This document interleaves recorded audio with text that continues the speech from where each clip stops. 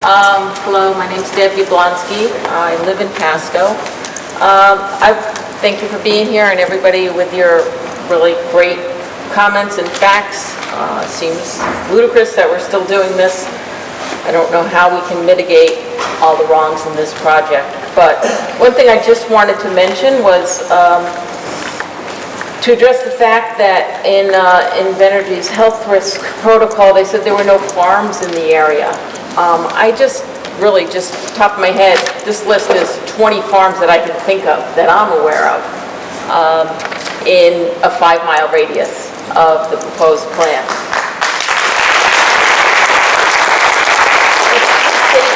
That's not even just Burrillville. That's just in 5 miles around, 5-7 miles.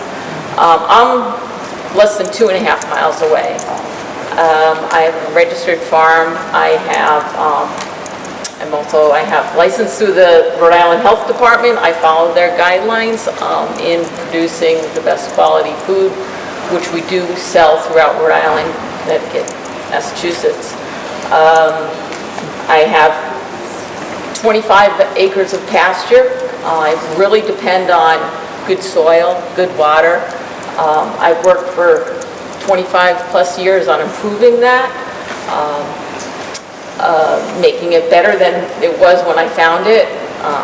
All the farms in Rhode Island, Massachusetts, Connecticut, we've come a long way from where we were years ago of dumping pesticides, abusing water. We're conserving, using methods of pasture rotation, water conservation, just to leave it better than we were. We're stewards, and I really have a problem with seemingly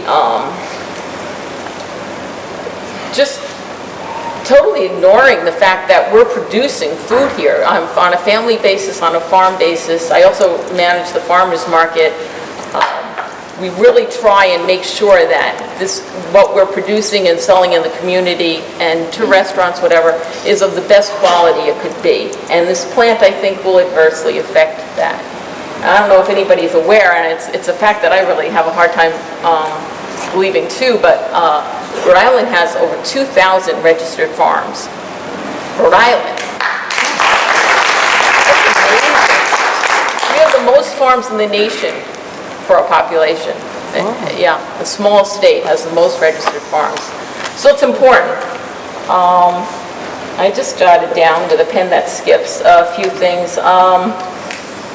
It's worth saying that pollution affects everything.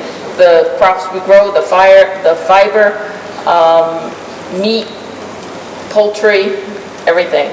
Forest products, that's a big thing in Burrillville, forest products.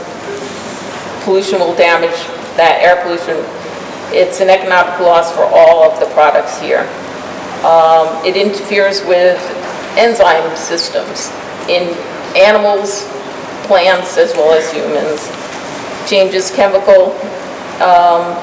constitution of the chemicals in the cells and physical structure in animals, plants, and humans. Retards growth, reduces production, causes metabolic changes. Also, it could really acute tissue damage on degeneration. That's going to affect the food we're eating. We're trying to be sustainable. We're working all towards this. It's just such a backward idea to add more pollution to risk our clean water and air here. I really have a hard time wrapping my brain around it.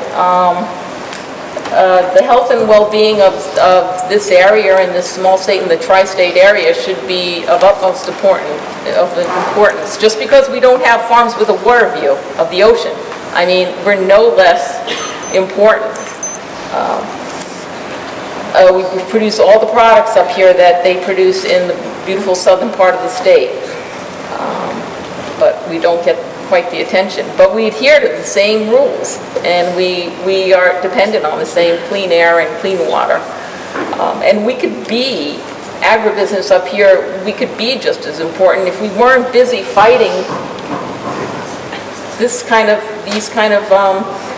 projects that come our way. We're so invested in this fight that we're neglecting things that we need to do. And farmers, you know, it's the second time I've spoke, I know. I know so many farmers personally, but they're so busy. I mean, you guys are busy too, but they're busy farming plus working full-time jobs. It's not a full-time thing, so they can't be here. And they feel somewhat helpless.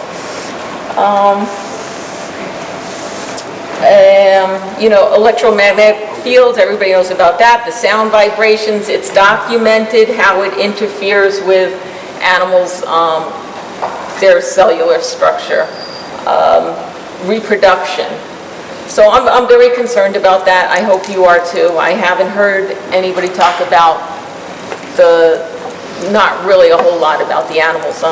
You don't see them. A lot of our farms are in the back off the main roads. So you don't know. There's beef cow, there's pigs, there's goats. I have between 40 and 50 goats. You do see them though. Oftentimes, my property is on the road, the main road, and oftentimes they get out. But it's important, and I just wanted to bring that up and just consider that also. Thank you.